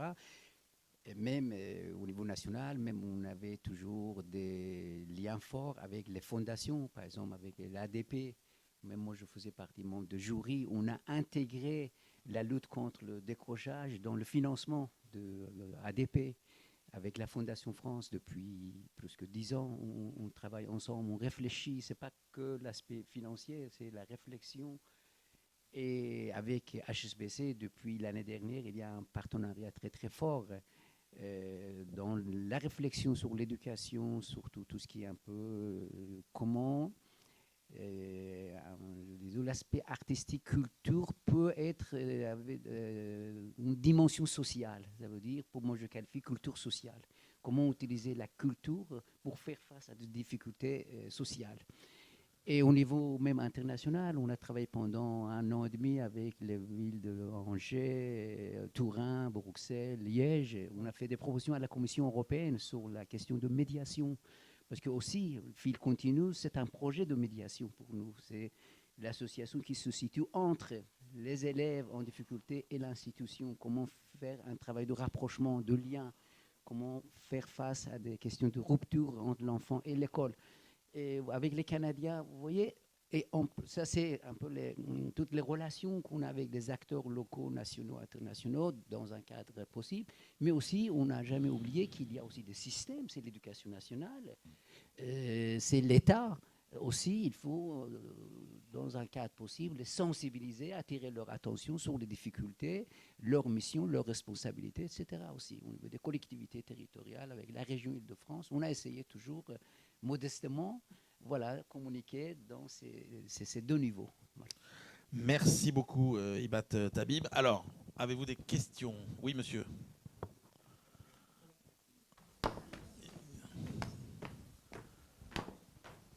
Monsieur, et puis il y aura un monsieur là-bas aussi. Oui, bonjour, merci pour la qualité des débats. Je suis Christian Troubet, je suis journaliste et je dirige aussi une agence de conseil et d'appui au monde associatif. Et je voulais vous faire partager justement une expérience d'une association qui s'appelle Énergie Jeune, voilà, qui illustrera, je pense, beaucoup vos propos. Énergie Jeune, en fait, est une association qui intervient dans les collèges des zones d'éducation prioritaire. Elle a la particularité d'avoir été fondée par un dirigeant d'entreprise de conseil en management, qui lui a fait le rapprochement entre les méthodes de motivation qu'il vendait très cher à des grands comptes du CAC 40 auprès de salariés, en se disant mais pourquoi ne pas mettre à la disposition de ces enfants en décrochage ces mêmes méthodes de motivation. Donc Énergie Jeune est un peu fondée sur ce principe. C'est donc ce que vous disiez, c'est-à-dire le croisement entre le monde de l'entreprise, le monde de l'associatif et le monde de l'enseignement. Alors la méthode qui est développée donc par Énergie Jeune dans ces collèges s'appuie sur une hiérarchisation de la 6e à la 3e, avec une progression de classe en classe, et également au fil de l'année scolaire, différents temps en fait, d'objectifs donnés aux élèves, de façon à ce que de 2 mois en 2 mois, on puisse suivre ces motivations. Ces motivations ne sont pas de l'ordre éducatif. Il ne s'agit pas, effectivement, on n'est pas dans l'acquisition des connaissances, mais on est dans ce qui a été bien souligné au début de votre débat, c'est-à-dire dans le fait même que ces enfants doivent se socialiser, acquérir des réflexes, acquérir des habitudes qui sont de l'ordre en fait, de la vie quotidienne, de l'ordre de l'autodiscipline, de l'ordre de l'auto-engagement, de façon ensuite à ce que les enseignants puissent faire un travail adapté sur ces motivations. Alors ce qui me semble intéressant dans cette expérience d'Énergie Jeune, c'est justement qu'on a pu voir des entreprises qui, au niveau du mécénat, comme L'Oréal, AXA, la Fondation HSBC, la Fondation SNCF et bien d'autres, effectivement, qui se sont tout de suite intéressés au projet à travers un mécénat de compétences. Et ce sont donc des salariés de ces entreprises qui interviennent, qui sont formés à la méthode d'Énergie Jeune et qui interviennent dans les classes. Ce qui introduit cette notion que vous soulignez également, cette notion que les élèves ont besoin d'un horizon du monde de l'entreprise, car la plupart du temps, ils ne le connaissent pas ou ils le connaissent peu. Donc, ils ont besoin effectivement de cette irruption de l'entreprise. J'irai très vite, puisque M. Le Chypre me fait signe. Ce que je voulais dire par là, c'est que Énergie Jeune, effectivement, est un exemple concret où ce qui a été dit, c'est-à-dire cette création d'un cluster, effectivement, j'aime bien cette expression de cluster, peut être retenue et que le milieu professionnel, la motivation des élèves, eh bien, peuvent donner des effets spécifiques. Merci pour ce témoignage. Alors, monsieur qui avait le micro ici. Oui, bonjour à tous. On m'entend là, oui. Oui, très bien. Manuel Pomar, je travaille pour l'association Unicité. Je voulais aussi vous remercier pour la qualité des échanges et apporter Merci pour eux. Une expérience, en tout cas un témoignage d'une expérience test qu'on mène depuis quelques mois. Pour ceux qui ne la connaissent pas, donc l'association Unicité, depuis une vingtaine d'années, permet à des jeunes, mobilise des jeunes dans le cadre d'un service civique, des jeunes de tout milieu et en équipe. Donc ils passent 9 mois avec nous pour mener des missions d'intérêt général. et de service à la collectivité. Et on a été saisi à la fin de l'année dernière par Vincent Péillon pour voir comment on peut travailler avec les équipes de l'éducation nationale pour faire du service civique un cadre adapté avec un certain nombre de conditions et de prérequis pour justement ces jeunes mineurs. Alors nous, on va travailler plutôt sur les 16-17 ans qui sont en situation de décrochage scolaire, qui ont décroché. Donc comment ce service civique peut être une solution pour accrocher ces jeunes. Et on est en cours d'une expérience test sur 3 sites pilotes à Saint-Ouen, à Bondy et à Metz. On a eu, encore une fois, on répète HSBC, mais pour le coup, c'est vrai, on a eu un mécénat d'HSBC pour pouvoir lancer cette innovation sociale. Quand on a beaucoup d'argent, on peut faire beaucoup de mécénat. Et donc, en tout cas, là, ce mécénat nous a permis, là, pour le coup, d'avoir les fonds d'amorçage pour lancer le projet. Donc, comme quoi, ça rejoint les échanges d'hier. Pour faire vite, on a en ce moment, là, sur le terrain, 15 jeunes par site, dont 45 jeunes en tout, dont une trentaine de jeunes décrocheurs. L'idée, c'était de ne pas en faire un service civique ghetto, entre guillemets, pour les jeunes décrocheurs, mais bien travailler sur cette question de mixité entre des jeunes mineurs et des jeunes majeurs, avec une idée, on pense, un peu nouvelle, qui consiste à mobiliser les jeunes à remobiliser les jeunes par leur passion. Et donc on propose aux jeunes, certes, des missions de service à la collectivité, des chantiers de remobilisation dans des foyers, dans des écoles, etc. Mais on leur dit aussi, tu vas nous amener ta passion, et c'est ta passion, qu'est-ce qui te passionne, qu'est-ce qui te révolte dans la vie, et tu vas mettre ta passion au service de l'intérêt général. Et on a notamment, qu'est-ce qui passionne les jeunes ? Les nouvelles technologies, surtout. On l'a dit, et c'est vrai. Et on va notamment utiliser une application développée par la Fondation Orange, encore une fois le mécénat, c'est une technologie qui s'appelle Apps for Good. Donc c'est des applications pour changer le monde, pour le bien commun. Et les jeunes vont réfléchir sur un modèle très simple, en tout cas techniquement très simple à appréhender, puisqu'ils ont tous des téléphones portables, donc c'est des applications pour téléphones portables, ça, ils n'ont pas grand-chose, mais des téléphones portables, ils en ont, et des plus beaux que le vôtre ou le mien. Et donc, en tout cas, ils vont s'en servir pour développer des applications pour changer les choses. Et voilà, je voulais apporter ce témoignage qui s'appuie aussi sur le mécénat. Merci, belle idée. Alors, madame. Bonjour, moi c'est une question. En fait, je m'appelle Chloé Fréois, je suis chargée de mission pour la Fondation Elle. Et on s'intéresse beaucoup à l'orientation professionnelle des jeunes filles et surtout à la déconstruction des stéréotypes qu'il peut avoir à ce niveau-là. Et on s'interroge vraiment s'il y a une spécificité au niveau du décrochage scolaire entre les filles et les garçons. Est-ce que c'est un sujet ou pas ? Et du coup, est-ce qu'on a matière à réflexion ? Excellente question. Alain Bintolila ? Oui, c'est un sujet. C'est effectivement un sujet. J'ai fait paraître dans La Croix il n'y a pas longtemps un article sur les filles et l'école de la République. Et on voit bien, si vous voulez, que les filles ne décrochent pas comme les garçons. C'est-à-dire, il n'y a pas de divorce prononcé, mais elles sont dans une situation. L'une d'elles me disait, on fait une scolarisation de contrebande.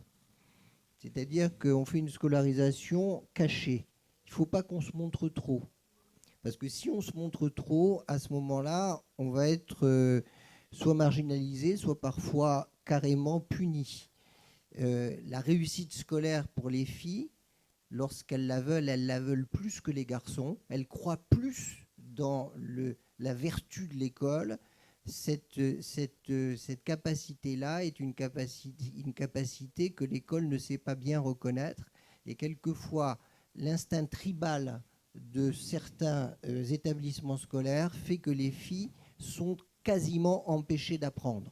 Mais grosso modo, globalement, ça veut dire que les filles sont meilleures élèves que les garçons. Bien sûr. Ça, D'accord. Les statistiques sont claires. Si vous prenez les statistiques prenez les statistiques de l'illettrisme, les couches les plus profondes de l'illettrisme, ceux qui sont les plus en difficulté, il y a 3/4 de garçons, 1/4 de filles. 3/4 de garçons, 1/4 de filles, sur la petite frange, évidemment, des plus en difficulté. Mais ce que je veux dire là, et je disais dans cet article, à l'issue d'une anecdote qu'une de ces jeunes filles m'avait racontée, je disais, est-ce qu'il vaut mieux une fille voilée et qui peut apprendre et qui peut lire qu'une fille dévoilée empêchée d'apprendre et de lire? Et moi, en républicain, il me coûte de dire que je préfère qu'elle soit voilée et qu'elle lise. Est-ce que ça, c'est pas plutôt le système anglo-saxon à ce moment-là? Peu m'importe, si vous voulez, on ne peut pas s'en tirer à si bon compte, c'est-à-dire en disant je veux pas, je veux pas avoir de filles voilées dans les lycées, notamment les lycées professionnels, et en même temps faire que ce dévoilage s'accompagne d'une mise en situation de ne pas apprendre comme elle voulait apprendre, ne pas réussir comme elle voudrait réussir. Il faut bien comprendre ce que certaines filles, je renvoie aux travaux de Rochex, de Charlot, etc., à Nanterre, enfin, il y a là-dessus des choses très intéressantes qui sont faites, et tout converge pour montrer à quel point voilà, oui, il y a un vrai sujet pour le Guylaine Bertin-Perry, vous vouliez rajouter un mot sur le sujet? Juste un petit exemple concret. Donc là, par exemple, sur les stages de 3e qu'on accueille régulièrement, voilà, on demande au collège, on veille systématiquement à ce qu'il y ait une mixité dans les élèves qu'ils choisissent, parce qu'on leur donne quelques consignes, mais là, on est toujours en partenariat avec les professeurs, c'est eux qui choisissent, mais vraiment la mixité nous importe. Et ils ont effectivement, on voit bien la capacité ou pas de l'input des familles, quoi. Donc ils ont plus de refus des parents que leurs filles fassent leur stage chez nous. Mais par contre, voilà, donc on dit continuer, je veux dire, ne lâchez pas, donc on demande au collège d'insister, donc on insiste sur le 50-50 en termes de proportion sur les jeunes qui nous sont envoyés, mais effectivement, il y a cette logique parentale qui fait qu'on est à 1h15 de RER2, donc le désenclavement sur des jeunes de 13-14 ans. Mais par contre, les filles qui viennent, il n'y a pas photo, effectivement, en termes de qualité. Il y a moins de filles autorisées par... En proportion. C'est-à-dire qu'on finit par les avoir, mais en proportion, en première approche, les familles, effectivement... Mais alors, je ne sais pas si je peux poser la question, mais est-ce que c'est lié à un problème de religion, quelque part, ou pas du tout? Non, pas de religion. Je veux dire... J'allais dire, grâce à Dieu, les religions ne sont pas toutes... bien qu'elles ont toutes été très cruelles avec les femmes, aujourd'hui, ça n'est pas tout à fait le cas. Mais quand je dis, si vous voulez, il y a une logique tribale. Il y a une logique tribale qui dit que l'école ne fait pas partie de cette culture, que réussir à l'école, c'est... l'enquête dont je parlais tout à l'heure de Rochex, Charlot, quand il pose la question à des jeunes hommes sur qu'est-ce que c'est que lire, qu'est-ce que c'est que la lecture, la réponse qui arrive en tête, c'est la lecture, c'est pour les PD. Ah ouais. La lecture, c'est pour les PD. Et deuxièmement, la lecture, c'est pour les filles. Cette virilité inculte et obtuse est un facteur qui est un facteur terrible. Alors, c'est pas une question de religion. Allez, Julie, un complément très bref et on prend la question de madame et après je crois qu'on sera obligé de s'arrêter. Oui, très bref, pour rajouter qu'une des causes du décrochage des jeunes filles, qui certes décrochent moins massivement que les garçons, puisque on sait que c'est plus les garçons au lycée professionnel, c'est les grossesses précoces. Un des dispositifs qui a été mis en place part de ce constat-là, c'est le lycée de la Nouvelle Chance à Lyon, qui a proposé des solutions à des jeunes femmes qui s'étaient arrêtées à 15, 16, 17 ans et qui pouvaient reprendre à 24 ans. C'est le droit à la récurrence et c'est un droit pour tous. Sur les stéréotypes de genre dans les métiers, dans l'orientation, il y a des choses qui sont faites. Moi, je travaille dans une région. On a un prix de l'apprentissage au féminin qui essaye d'orienter les jeunes filles dans des métiers dits masculins. Il y a une aide pour ces jeunes filles, elles sont beaucoup aidées. Et pour les artisans qui acceptent de les prendre, qui sont aidés davantage, quoi. Merci Julie. Allez madame, dernière question rapide. Oui, merci beaucoup. Je suis Anne-Marie Ranger-Poteau, je suis responsable du marketing et du développement de l'IPID. Et je vous remercie d'avoir approché ce sujet. Je voulais juste témoigner sur 4 ou 5 remarques que vous aviez faites. Effectivement, les solutions qui sont faites, qui sont expérimentées sont intéressantes, mais il est également, et j'ai relevé, intéressant de monter en puissance sur celles qui marchent. Par ailleurs, la pédagogie différenciée est très importante, comme dit M. Bentolila, pour lever les empêchements de tous ordres. Il faut prendre le temps de 8 mois, de 10 mois, comme unicité, parfois de 12 mois. Ne faut-il pas prendre aussi un argent raisonnable, mais un minimum d'argent, puisqu'en fait, ce à quoi nous sommes confrontés, c'est une génération entière en 5 ans, avec toutes les conséquences de démaillage dans les territoires économiques, sociales, dans le pays entier. Et je voulais juste revenir sur 2 propos. L'EPID, donc, en préambule, l'EPID, c'est un établissement public d'insertion. Nous accueillons 3200 jeunes par an. Ces 3200 jeunes, si je reprends les propos de M. Bentolila, ça pourrait faire 15% des 17 000 illettrés. Merci. Ces 3200 jeunes passent dans nos centres de 8 à 12 mois, 18 centres dans la France entière. Pour ce qui concerne le budget, nous avons fait, et c'est à votre disposition, une étude en agglomérant l'ensemble des services que nous rendons. Et il est vrai que l'approche est multifactorielle, comme vous l'avez tous dit. Cette approche multifactorielle du décrochage, soit scolaire, soit économique, soit social, nous le traitons à travers des remises à niveau, à travers la santé, à travers la nutrition, à travers l'optique, à travers les dents, à travers le code de la route, et nous orientons, insérons les jeunes. Pourquoi le dispositif est peut-être un tout petit peu... Voilà. Donc, je voudrais simplement dire qu'il faut, quand on prend des chiffres, agglomérer l'ensemble des services rendus et rebondir sur ce qui marche, sachant que l'EPID insère dans l'ensemble des métiers, que nous remercions toutes les entreprises et toutes les fondations qui nous soutiennent et qui sont fort nombreuses. Merci beaucoup, madame. Merci beaucoup à tous nos intervenants. Ça aurait été un plaisir de continuer encore un peu, mais c'était passionnant. Merci.